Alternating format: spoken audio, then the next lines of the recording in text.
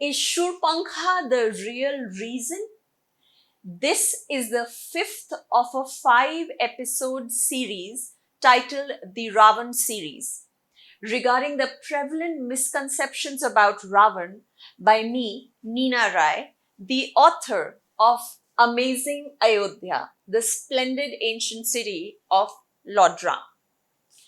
Often, when men do not behave in a manner that we would like them to behave, there is an immediate justification given to their behavior. If there is a woman around him or near him, society is very quick to make her the reason for his behavior. From ancient times to modern, the fastest way to absolve grown men from responsibility has been to make a woman the scapegoat or the reason. That woman could be his wife, his sister, his girlfriend, or even his mother. The justification for Ravan abducting Devi Sita is given as him avenging the insult to his sister Shoorpankha. Now, while incidents of the Ramayana took place in ancient times, this phenomena in the present scenario too exists. There are many famous women scapegoats: Shilpa Shetty, Angelina Jolie, Meghan Markle, just to name a few. Both Shilpa Shetty and Angelina Jolie were blamed for the demise of the marriages of their respective partners. Shilpa was accused of stealing Rajkundra not only by numerous media and entertainment portals, but also Raj's wife Kavita. Ditto with Angelina, who stole Brad Pitt from his wife Jennifer Aniston. Meghan was publicly hounded for first having married Prince Harry and then having him split from the British monarchy. In all cases, whether old or new, the common thread is a scapegoat, a lady. Men are stolen as if they are mere objects put up for display in showrooms. The culpability of grown men is reduced to naught, as if they are innocent boys led astray by witchy women. Their willingness to indulge in affairs and chasing women while still being married is excused as if it is nothing but child's play. In the case of both the royal families of the ancient past and the present, Shoorpankha and Meghan are blamed for the decisions taken by their brother and their husband respectively. The cowardice of the sovereign of the Rakshasas, Ravan, in abducting Sita through deceit is completely disregarded. The rebellious British prince, who occasionally expressed his discontent from royal life, is depicted as if he has no control over his decisions and is under the absolute command of his wife. Ironically, both these grown men are incredibly capable army men. Ravan was an emperor who fought countless battles and defeated almost everyone, making him invincible. Prince Harry trained in the Royal Military Academy at Sandhurst and actively served in war zones. But their capabilities as grown and intelligent men is conveniently forgotten when it comes to moving the blame away from their decisions. What is worse is that media has erased the memory of Harry's mother, Princess Diana, who was treated terribly by the royal family and horribly hounded by paparazzi, causing her death in an accident. instead of lauding the decision taken by Harry to keep his family protected from harm and keeping them safe, Harry's wife Meghan is made out to be the breakup artist by the press, who further shamelessly branded their departure from royal life as Megxit. It is unsure when and why certain people decided to lay the blame squarely on Shoorpankha behind Ravan's misdeeds, for the sake of awarding him a clean chit, perhaps. The irony of the situation is that in order to cover up for Ravan's lust, dishonoring the dignity of an innocent woman is somehow shown as equal to avenging the dignity of another. Again, here too, it is purposefully omitted that Ravan is a habitual abductor of young maidens, as we have already discussed in part 3 of the series, because it is utterly implausible to justify the act of abducting 1,000 maidens to avenge the honor of 1,000 sisters. Moreover, Ravan did not have 1,000 sisters. What is even more shocking is that it was not Shoorpankha's idea to abduct Sita to begin with. The ancient and the original Valmiki Ramayana tells us the real story of the abduction of Sita. The original idea to abduct Sita was the idea of a Rakshas called Akampan, whose existence too has been conveniently erased from common discourse. In the original epic, 14,000 Rakshasas comprising the army of Khar and Dushan, the brothers of Ravan, were laid to death single-handedly by Ram.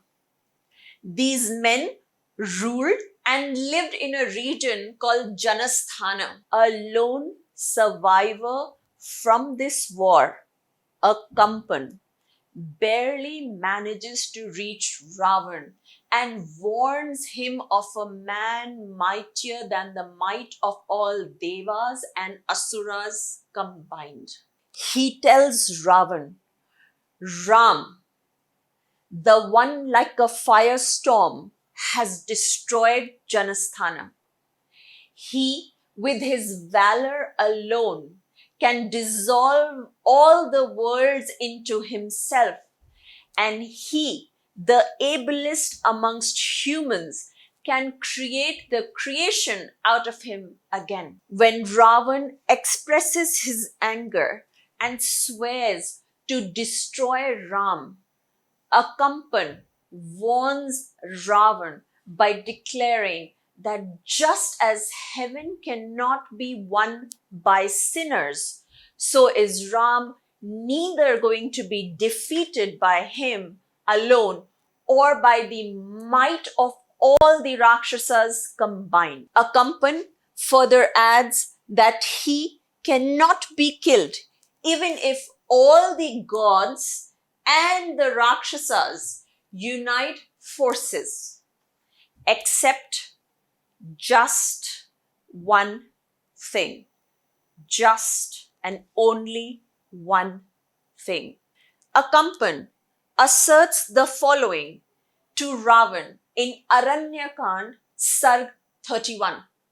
He says, Natam vadhyam aham manye sarvaiha devaha asuraha api ayam asya vad upaya tat ek manaha shunu. This translates to, I do not think he is killable, even for all gods and Rakshasas or demons united. And this is the only idea to kill him. And to this, O Ravan, you may listen attentively. Every Rakshas knew that their sovereign Ravan was accomplished in the criminal acts of abducting women for the purpose of war and to quench his lust. In Ram's case, he is sure to lose the war. Therefore, Akampan induces deep desire and curiosity in Ravan by telling him about Sita's matchless good looks.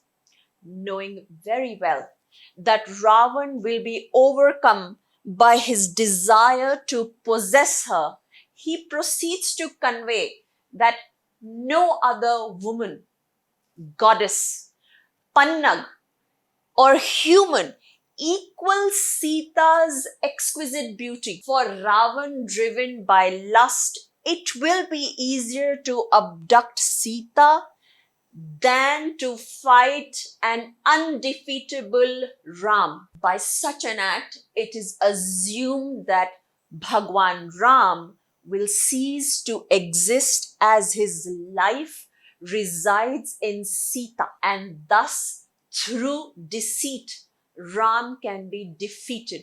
This is mentioned in the shlok preceding the above mentioned shlok. तस्य अपहर भार्या त्वं तं प्रमथ्य महावने सीताया रहितो रामो न च एव ही भविष्यति. This shlok translates to, you forcefully abduct his wife when she is in solitude in that great jungle, Dandakaranya, and indeed Ram will not exist bereft of Sita, meaning he will give up his life because his life resides in Sita. After Akampan advises Ravan in this manner, Ravan meets Rakshas Marich in the Dandak Aranya to inform him that since Ram has breached and ruined Janasthana, Ravan requires his friendship in helping abduct Ram's wife. This too is clearly mentioned in the shlok I'm just about to tell you. Araksho me hatah tat rame aklishta karena janasthanam avadhyam tata sarvam yuddhi nipatitam tasya me kuru sachivyam tasya bharya apaharane. This translates to, O dear Marich, Ram, who is indefatigable in wars, has ruined my security stationed at Janasthan. And in war, he even brought down all of Janasthan, which was indestructible so far. Render me your friendly help in kidnapping Ram's wife, implying that this is the only way to bring Bhagwan Ram to his knees. Therefore, one can clearly observe that it is the inability to fight Bhagwan Ram and cowardice that led Ravan to abduct Sita. Rakshas Marich, who is petrified of Prabhu Ram, refuses to help Ravan and sends him packing by saying that such an act is equal to pulling out fangs from a snake's mouth. But within a few days, Shoorpankha arrives in Lanka and humiliates Ravan for being a lousy king and convinces him that he is soon to lose his empire to Ram, as Janasthan has already been destroyed. Knowing his weakness for abducting women, she suggests that he take Sita as his wife and act in absolute coherence with his immoral character. This time round, acting out of fear and not wanting to be refused, Ravan makes the excuse of avenging his sister's dignity to persuade Marich to change his mind. He even threatens to kill Marich if he doesn't comply with Ravan's wishes. These suggestions of Akampan and Shoorpankha are similar, but only Shoorpankha is made the scapegoat, while completely foregoing Ravan's inherent criminal nature of being a rapist and a serial abductor, justifying Ravan's actions, rationalizing them, or speaking his language are also indicators of this inherent tendency to minimize the actions of men in favor of an easy scapegoat. Rapists, criminals, psychopaths often rely on these lame excuses to validate their criminal deeds. With Ravan's cowardice fully exposed, his culpability in abducting Sita is absolutely inexcusable. Jayatu Jayatu Ram, Jayatu Jayatu Dharma. Thank you for staying with us for all 5 episodes of the Ravan series. I hope you enjoyed this as much as we enjoyed researching and recording it. Soon we will bring you more interesting content from our Itihas. Please like this video, share and subscribe to our channel. Jai Shri Ram.